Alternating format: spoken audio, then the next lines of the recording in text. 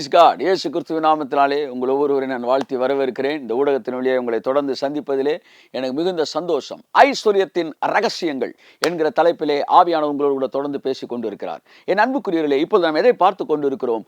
ஐஸ்வர்யம் தேவனுடைய சித்தமா என்பதிலே நீங்கள் தெளிவாக இருக்க வேண்டும் என்பதை குறித்து நான் பேச விரும்புகிறேன். தொடர்ந்து சில நாட்கள் ஐஸ்வர்யம் தேவனுடைய சித்தமா என்பதில் நீங்கள் தெளிவாக இருக்க வேண்டும் என்பதிலே உங்களை அஸ்திபாரப்படுத்த விரும்புகிறேன். ஏனென்றால் இந்த இடத்தில் தான் பிசாசான் அவன் சபையை குழப்புகிறான். ஐஸ்வர்யம் தேவனுடைய சித்தம் இல்லை என்று சொல்லி ஜனங்களை குழப்ப முயற்சிக்கிறான். ஆகவே ஜனங்கள் பயந்து போய் ஐஸ்வர்யத்தை தொடாமல் தூரமாய் நிற்க வேண்டும் என்று பிசாசு விரும்புகிறான். ஆகவே ஜனங்கள் முதலாவது ஐஸ்வர்யத்துக்குள் கடந்து வருவதற்கு எதை புரிந்து கொள்ள வேண்டும்? ஐஸ்வர்யம் உண்மையில் தேவனுடைய சித்தமா என்பதிலே தெளிவாக இருக்க வேண்டும். அப்படி அந்த விஷயத்தில் நீங்கள் தெளிவாக இருக்கும்போதுதான் ஐஸ்வர்யம் உங்களிடத்தில் கடந்து வருகிறது. ஏன் ஐஸ்வர்யம் தேவனுடைய சித்தமா என்பதை நாம் புரிந்து கொள்ள வேண்டும். நேற்றைய நாளில் சொன்னேன், அப்படி புரிந்து கொண்டவர்கள், அந்த வார்த்தையை கேட்டு இது சித்தம் என்பதை அறிந்து கொண்டவர்கள் கன்மலையின் மீது கட்டப்பட்ட வீடாக இருக்கிறார்கள். பலவிதமான குழப்பங்களும் எதிர்மறையான காரியங்களும் வரும்போது அவர்களை மோதினாலும் அது அசைக்காது. அதைத்தான் மத்தேயு 7ஆம் அதிகாரத்திலே 21ஆம் வசனத்திலே கர்த்தர் பேசுகிறார். பரலோகத்தில் இருக்கிற என் பிதாவின் சித்தத்தின்படி செய்கிறவனே பரலோக ராஜ்யத்தில் பிரவேசிப்பானே அல்லாமல் என்னை நோக்கி கர்த்தாவே கர்த்தாவே என்று சொல்லுகிறவன் அதிலே பிரவேசிப்பது இல்லை என்று சொல்லுகிறார். சித்தத்தை பற்றி பேசுகிறார். சித்தத்திலே படி செய்கிறவன் தான் அவன் என்ன செய்கிறான் என்றால் பரலோக ராஜ்யத்தில் பிரவேசிப்பான் என்று சொல்லுகிறார். சித்தத்தை பேசின பிறகு அடுத்து 2 வசனம் கழித்து பேசுகிறார். ஆகையால் நான் சொல்லிய இந்த வார்த்தைகளை கேட்டு இவைகளின்படி செய்கிறவன் எவனோ அவனை கன்மலையின் மேல் தன் வீட்டை கட்டின புத்தியுள்ள மனுஷனுக்கு ஒப்பிடுவேன் என்று சொல்லுகிறார். பார்த்தீர்களா எவ்வளவு சிறப்பாய் சொல்லுகிறார்? சித்தத்தை பேசுகிறார். அடுத்த 3வது வசனத்திலே ஆகையால் என்று சொல்லி அந்த வசனத்தை இணைக்கிறார். சித்தத்தின்படி செய்கிறவனே முக்கியமானவன் என்று சொல்லி தேவனால் அங்கீகரிக்கப்படுவான் என்று சொல்லி அடுத்த வசனத்திலே ஆகையால், அடுத்த 2 வசனம் கழித்து 3வது வசனத்தில் ஆகையால் என்று சொல்லி இணைக்கிறார். ஆகையால் நான் சொல்லி இந்த வார்த்தைகளை கேட்டு அவைகளின்படி செய்கிறவன் கன்மலையின் மேல் தன் வீட்டை கட்டின புத்தியுள்ள மனுஷன் என்று சொல்கிறார். ஆகவே சித்தத்தை புரிந்து இது சித்தம் என்று தெரிந்து ஒன்றை கேட்கிறவர்கள் அவர்களை மற்றவர்கள் எளிதில் குழப்ப முடியாது. அவர்கள் கன்மலையின் மேல் தன் வீட்டை கட்டின புத்தியுள்ள மனுஷர்கள். ஆகவே நீங்கள் உங்களுடைய ஐஸ்வர்யத்தை குறித்து இது தேவ சித்தம் என்பதை தெரிந்து விட்டீர்கள் என்றால் எந்த மனிதன் உங்களை ஐஸ்வர்யம் பாவம் என்று சொல்லி உங்களை குழப்ப முடியாது. என் அன்புக்குரிய தேவ பிள்ளையே, தன்னுடைய சொந்த இரத்தத்தினாலே உன்னை அவர் தெரிந்து கொண்டிருக்கிறார். தன் சொந்த இரத்தத்தை கொடுத்து உங்களை அவர் கிரயமாக பெற்றிருக்கிறார். இந்த பூமியில் தரித்திரமான ஒரு வாழ்க்கை வாழ்வதற்கல்ல, பற்றாக்குறை வாழ்க்கை வாழ்வதற்கல்ல, ஏதோ கைக்கும் வாய்க்கும் வாழ்கிற ஒரு வாழ்க்கை வாழ்வதற்காக மிகப்பெரிய கிரயத்தை அவர் கொடுக்கவில்லை. அளவற்ற ஐஸ்வர்யத்தை நீங்கள் பெற்றுக்கொள்ளும்படிக்கு, அளவற்ற ஐஸ்வர்யத்தில் வாழும்படிக்கு மிகப்பெரிய கரியத்தை கர்த்தர் உங்களுக்கு கொடுத்திருக்கிறார். ஆகவே இந்த ஊடகத்தில் நீங்கள் இணைந்திருப்பது, இந்த ஊழியத்தில் நீங்கள் இணைந்திருப்பது ஒரு யதார்த்தமான காரியம் அல்ல. ஒரு பெரிய நோக்கத்தோடு உலக தோற்றத்துக்கு முன்பாக நீங்கள் தாயின் கர்ப்பத்தில் இருக்கும் போதே உங்களை ஆசீர்வதிப்பதற்கு இந்த ஊழியத்தை கர்த்தர் தெரிந்து கொண்டு இந்த வார்த்தையோடு உங்களை இணைத்திருக்கிறார்.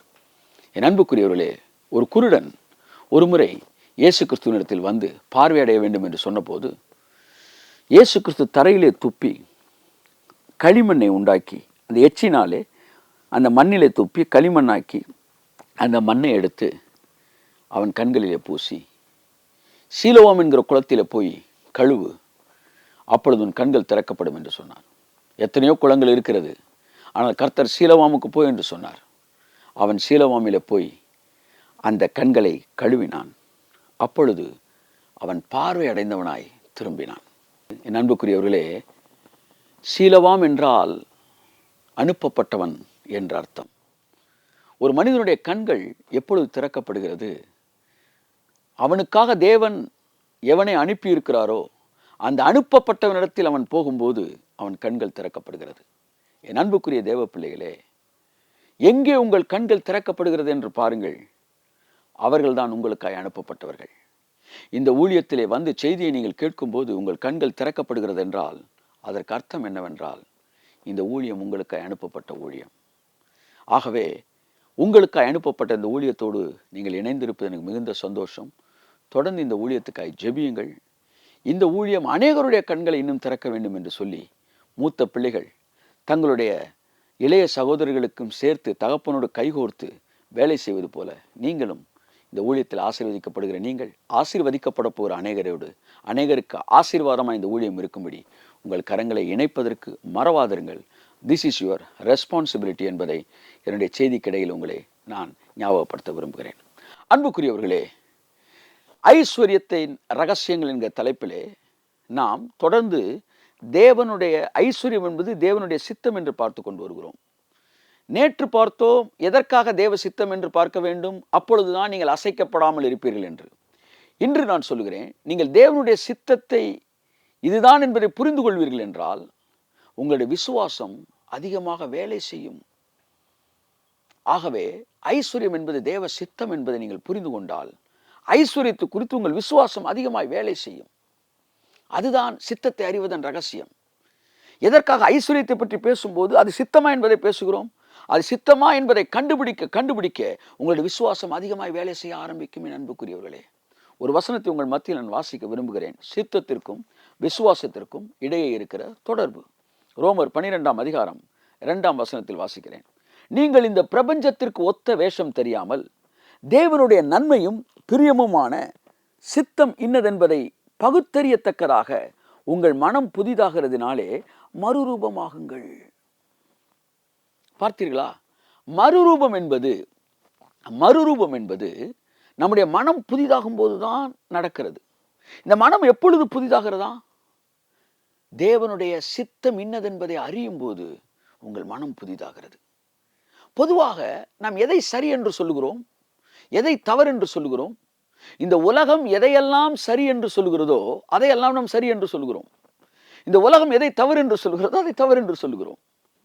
இந்த உலகம் பணம் இருப்பது நல்லது, ஆனால் அளவுக்கு அதிகமாக இருப்பது நல்லதல்ல என்று உலகம் சொன்னால் நீங்கள் உடனே என்ன சொல்லுகிறீர்கள்? ஆம், பணம் இருப்பது நல்லது, ஆனால் அளவுக்கு அதிகமாக இருந்தால் ஆபத்து என்று ஒன்றை சொல்லுகிறீர்கள். இது யார் சொன்னது? உலகம் சொன்னது.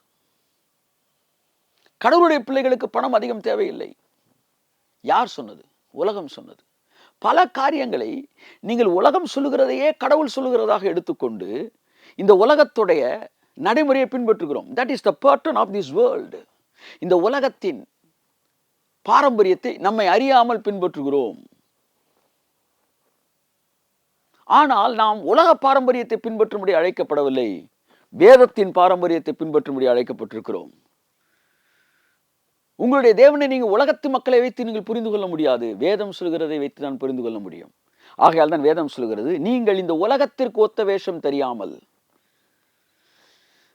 உலகம் இது தப்புன்னு சொன்னோன்னே நீ தப்புன்னு சொல்லிடக்கூடாது. பைபிள் அதை சரின்னு சொன்னா அதை நீ சரின்னு சொல்லணும். ஐஸ்வர்யத்தை தப்பு அப்படின்னு உலகம் சொல்றதுனால நீங்க ஏத்துக்க கூடாது. ஒருவேளை நீங்க ஒரு ஆன்மீகவாதியா இருக்கலாம், கடவுளோட பிள்ளையா இருக்கலாம், ஊழியர் செய்கிறவராக இருக்கலாம். இந்த உலகத்தில் இருக்க சில மனிதர்கள் சொல்லுவாங்க, சார் நீங்க என்ன சார் ஆன்மீகவாதி, உங்களுக்கு இவ்வளவு பணம் தேவையா சார்னு சொன்ன உடனே நீங்க குற்ற உணர்வு அடையக்கூடாது. நீங்க சொல்றீங்க சார் வேணான்னு, ஆனா பைபிள் சொல்லுது வேணும்னு சொன்னா அது எனக்கு வேணும் சார் அப்படின்னு அவங்கள்ட்ட சொல்றதுக்கு தயாரா இருக்கணும். அப்ப உலகத்திற்கு ஒத்த வேஷம் தெரியாமல், அப்ப எதன் அடிப்படையில் வாழ வேண்டும்?